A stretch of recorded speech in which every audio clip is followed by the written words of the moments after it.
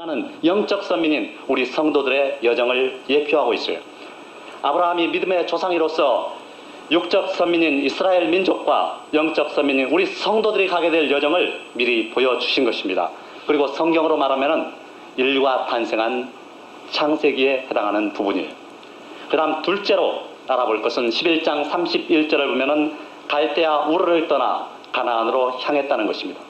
아브라함의 아버지 데라가 가나안 땅을 향해서 갈대아 우르를 떠났어요. 데라 자신과 아들 아브라함 부부와 죽은 동생 하란의 아들인 롯을 데리고 갔어요. 그럼 데라는 왜 갈대아 우르를 떠나서 가나안으로 갔느냐?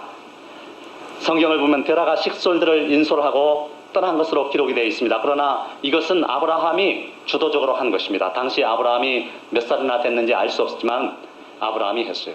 그것을 어떻게 아느냐? 창세기 15장 7절을 보면은 하나님이 아브라함에게 말씀을 합니다. 나는 이 땅을 내게 주어 업을 삼게 하려고 너를 갈대아 우르에서 이끌어낸 여호와로라.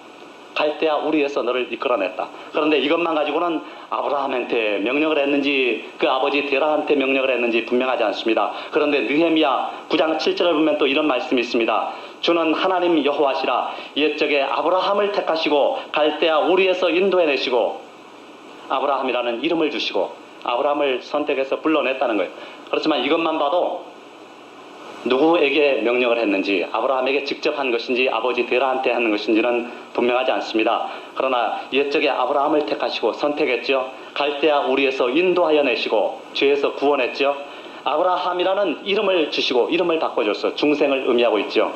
그 다음 사도행전 7장 2절에서 4절을 보면은 스데반의 설교가 나오는데요. 스데반이 하는 말을 들어보십시오. 스데반이 가로되 여러분 부형들이여 들으소서. 우리 조상 아브라함이 하란에 있기 전 메소포타미아에 있을 때에 즉 갈대아 우르에 있을 때에 영광이 하나님이 그에게 보여 아브라함에게 보여 가라사대 내 고향과 친척을 떠나 내가 네게 보일 땅으로 가라 하시니 아브라함이 갈대아 사람의 땅을 떠나 하란에 거하다가 그 아비가 죽음에 하나님이 그를 거기서 너희 시방 거하는 이 땅으로 옮기셨느니라. 자, 하나님이 아브라함에게 직접 명령한 것이 분명해지죠. 그래서 아브라함이 그 아버지 데라를 설득해서 그것을 떠난 것으로 추측을 해볼 수가 있는 것입니다. 여호수아 24장 2절을 보면은 아브라함의 아버지 데라는 신실한 믿음을 가진 사람이냐? 그렇지가 못합니다. 그는 다른 신들을 섬긴 자였는데 그를 설득해가지고 아브라함이 그곳을 떠날 때는 어려움이 많지 않았겠습니까? 갈대아 우르를 떠났다는 것, 이것은 무엇을 의미합니까? 죄 가운데 있던 우리를 하나님이 천국을 향해서 떠나게 하실 것이라는 것을 말하고 있습니다. 그래서 우리가 죄와 지옥을 떠나서 천국을 향해서 여행을 떠날 것을 말하고 있는 것입니다.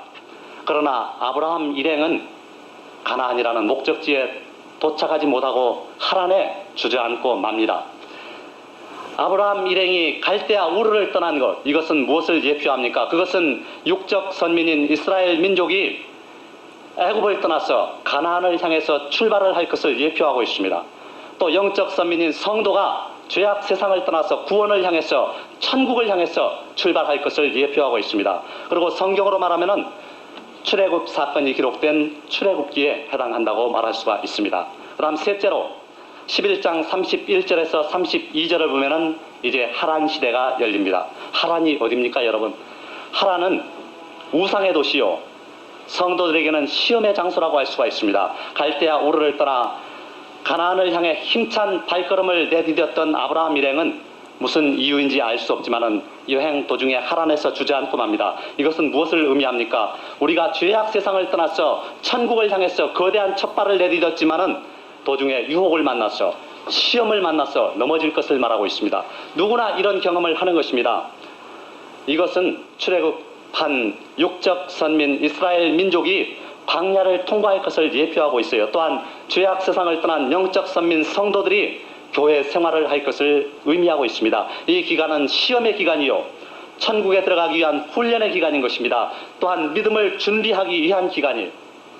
성경으로 말하면 끊임없이 제사를 지냈던 레위기, 그리고 가나안을 향한 여행을 기록한 민수기, 가나안에 들어갈 준비를 한 신명기에 해당한다고 할 수가 있습니다. 그 다음 넷째 12장 5절을 보면은 바야흐로 이제 가나안에 들어갑니다. 하란에 머물고 있던 아브라함에게 12장 1절을 보면은 하나님의 두 번째 명령이 임합니다. 너는 너의 본토 친척 아비 집을 떠나 내가 내게 지시할 땅으로 가라. 12장 4절을 보면은 아브라함은 75세의 나이로 순종해서 떠나죠. 사도행전 7장 4절 보면 아브라함이 갈대아 사람의 땅을 떠나 하란에 거하다가 그 아비가 죽음에 하나님이 그를 거기서 너희 시방 거하는 이 땅으로 옮기셨느니라 그랬어요. 이것은 무엇을 의미합니까? 택한 백성이 천국을 향해서 여행을 하다가 중간에 주저앉았을 때 하나님은 그를 그냥 버려두지 않고 다시금 불러서 기어코 구원을 받게 하신다는 것입니다. 구원을 가나안이라고 표현을 하고 있어요. 특별히 12장 8절을 보면은 베델로 갔다고 말하고 있습니다. 베델이 여러분 뭡니까? 무슨 뜻이죠? 하나님의 집이죠. 성경에서 벳이 나오면은 집이라는 뜻이에요. 그리고 엘이 나오면 하나님이라는 뜻입니다. 그래서 베델 하면 하나님의 뜻. 베들레헴 하면은 벳은 집이요, 레헴은 아마 떡이라는 모양이에요. 그래서 베들레헴은 떡집이라는 뜻을 가지고 있죠. 자, 이것은 육적 선민 이스라엘 민족이 드디어 가나안에 들어간 것을 의미합니다. 그리고 영적 선민 성도들이 드디어 구원을 받아서 성령과 동행하는 삶을 살게 되는 것을 의미하는 것입니다. 우리가 죽은 후에는 하나님 품에 들어가는 것이 천국 들어간 것입니다. 그러나 이 땅에 사는 동안에는 우리가 성령을 모시고 사는 것이 천국 들어간 거 아닙니까? 그리고 성경으로 말하면 가나안에 입성한 여호수아서에 해당이 되는 것입니다. 성경을 보면 창세기, 출애굽기, 레위기, 민수기, 신명기, 여호수아 이렇게 배열이 되어 있잖아요. 이 성경이 그냥 대충 순서를 끼워 맞춰 놓은 것이 아니에요. 이렇게 하나님이 절묘하게 계시를 주시기 위해서 순서를 정해서 편집을 한 것입니다. 그 다음 다섯째, 12장 9절을 보면 이제 점점 남방으로 내려갑니다. 점점 남쪽으로 갔다는 것은 남쪽에는 무슨 나라가 있습니까? 지도를 보면은 이집트가 있죠. 애굽이 있어요. 점점 남방 애굽 쪽으로 갔다는 것은 무엇을 의미할까요? 애굽이 의미하는 것이 무엇일까요? 요한계시록 11장 7절에서 8절을 보면 저희가 그 증거를 마칠 때 무정행으로부터 올라오는 짐승이 저희로 더불어 전쟁을 일으켜 저희를 이기고 저희를 죽일 터인즉 저희 시체가 큰 성길에 있으리니 그 성은 영적으로 하면 소돔이라고도 하고 애굽이라고도 하니 곧 저희 주께서 십자가에 못 박히신 곳이니라. 애굽은 여러분 바벨론과 함께 지옥을 상징하고 있습니다. 점점 남방 애굽 쪽으로 갔다는 것은 무엇을 예표합니까? 육적 선민인 이스라엘 민족이 가나안에 들어간 후에 이방 족속과 섞여서 타락할 것을 말하고 있습니다. 또한 영적 선민인 성도들이 구원을 얻고 성령과 동행하다가 시험에 넘어져서 세상과 벗이 것을 말하고 있습니다. 우리 성도들이 구원을 받은 뒤에도 점점 타락할 수 있다는 거예요.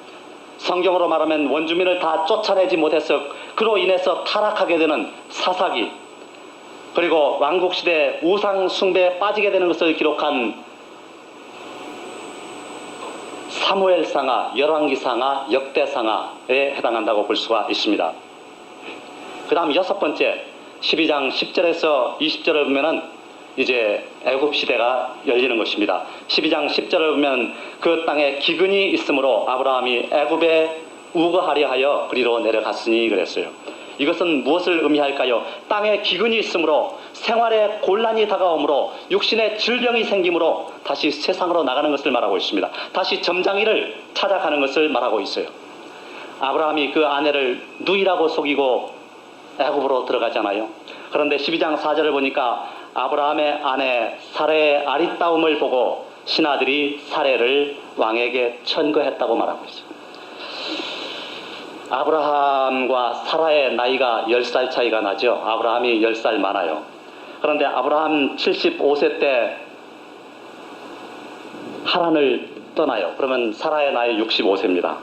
애굽으로 들어왔을 때는 아브라함이 한 70세 가까이 되지 않았겠습니까? 그러면 80세 가까이 되지 않았겠어요? 그러면 사라 나이 한 70세쯤 됐을 거예요. 그런데 이 70 가까이 된 노인을 아리따다고 신하들이 바로에게 추천을 했다는 것은 조금 이해는 가지 않는 대목입니다만은 하여간 그렇게 예뻤던 모양이에요. 나이 70 가까이 돼도 사라는 상당히 예뻤던 모양입니다. 그래서 왕의 아내가 되게 하기 위해서 아브라함은 아내를 왕에게 바칩니다. 그러나 12장 17절을 보면 여호와께서 그 일로 바로와 그 집에 큰 재앙을 내리심으로 사라는 무사히 남편 품으로 돌아오게 되지요. 하나님께서는 우리가 구원받은 후 다시 세상에 빠지게 될 때 세상 주관자들을 쳐서 우리도 다시 하나님께로 돌아오게 하십니다. 또는 우리의 육신을 쳐서 다시 하나님께로 돌아올 수밖에 없게 만들어 주셔요. 아브라함이 애굽에 들어갔다. 이것은 무엇을 의미할까요? 육적 선민인 이스라엘 민족이 계속 가나안 땅에 들어와서도 범죄하다가 하나님의 심판을 받아서 바벨론으로 포로로 잡혀갈 것을 예표하고 있습니다. 그리고 영적 선민인 우리 성도들이 타락하다가 구원받은 후 타락하다가 도로 사탄에게 잡힐 수도 있다는 것을 말하고 있는 것입니다.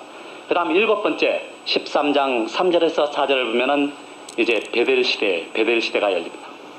드디어 아브라함은 스스로 걸어 들어갔던 애굽 땅을 떠나서 가나안 땅 베델로 돌아오게 됩니다. 아까 12장 8절에서 잠깐 장막을 쳤던 베델로 다시 오게 돼요. 이것은 하나님의 거역할 수 없는 은혜 속에 성도가 타락했다가도 다시 들어오게 되는 것을 말하는 것입니다. 베델이 어디입니까, 여러분? 베델은 후에 아브라함의 손자 야곱이 꿈에 사닥다리를 본 곳이죠. 그리고 사무엘상 10장 3절을 보면은 하나님을 만나는 예배의 장소예요. 베델은 하나님을 만나는 장소요. 문자 그대로 하나님의 집이에요. 여러분, 구원받은 후에 하나님을 떠났던 사람이 다시금 돌아와서 하나님을 만나는 거, 이거야말로 얼마나 큰 축복이겠습니까? 아브라함이 애굽을 떠나서 베델로, 다시 가나안 땅 베델로 돌아온 것, 이것은 무엇을 예표합니까? 육적 선민인 이스라엘 민족이 바벨론 포로 생활에서 벗어나서 다시 이스라엘로 귀환할 것을 말하고 있습니다. 그리고 마침내 예수님이 초림하셔서 이 땅에 하나님 나라를 세우실 것을 예표하고 있어요. 이 나라가 바로 이사야서 65장 17절에 예언한 새하늘과 새 땅 아니겠습니까? 그리고 이것은 영적 선민인 성도들이 이 땅에 사는 동안 모든 것을 주님께 맡겨버리고 사는 안식의 단계를 말한다고 할 수가 있습니다. 마침내 우리의 육적 생명이 끝나고 하나님이 계시는 천국에 들어가는 영화의 단계를 동시에 상징을 하고 있습니다. 시골에서 한 어린 소녀가 거미줄을 쓸고 있었습니다. 어느 날 소녀는 자기를 생각하면서 거미줄을 쓸면서 기도했어요. 주여, 내가 이 방을 깨끗하게 하는 것처럼 온전히 내 마음을 깨끗이 해 주소서. 그럴 때 소녀는 한 음성을 들었답니다. 딸아, 매일 거미줄을 쓴들 무슨 소용이 있겠느냐? 거미줄을 치는 거미를 죽이는 것이 더 좋지 않겠느냐? 그때는 거미줄을 쓸 필요가 없어진단다. 그 후로 소녀는 마음의 거미를 죽이는 일에 노력을 했다는 것입니다. 거미줄을 쓰는 단계는 어떤 단계일까요? 그것은 외부의 적을 막는 단계입니다. 이것은 아브라함이 처음 가나안에 들어간 단계요. 이스라엘 민족이 처음 가나안에 들어간 단계요. 성도가 처음 구원받고 의기양양해야 하는 단계라고 할 수가 있습니다. 그럼 거미를 죽이는 단계는 어떤 단계일까요? 이것은 내부의 적을 죽이는 단계입니다. 자아를 죽이는 단계예요. 이것은 아브라함이 처음 애굽에서 가나안의 베델로 귀환한 단계예요. 또 이스라엘 민족이 바벨론에서 이스라엘로 귀환한 단계인 것입니다. 또 성도가 자아 속에 육적 성품을 죽이고 예수님 안에서 안식을 얻는 단계라고 할 수가 있습니다. 여러분은 지금 어떤 단계에 있습니까? 또 어떤 단계에 있기를 원하십니까? 대부분의 사람들이 거미줄을 쓰는 단계에 머무르고 있어요. 거미줄을 쓸면서 만족을 하고 있는 것입니다. 거미를 죽이는 방법은 꿈에도 생각지 못하고 있는 사람들이 많아요. 그러나 우리는 거미를 죽이는 단계로 올라가야만 되는 것입니다. 자아를 죽이고 육적 성품을 죽이고 자아를 피우는 만큼 하나님이 축복하시고 책임을 져주시고 안식을 허락해 주시는 것입니다.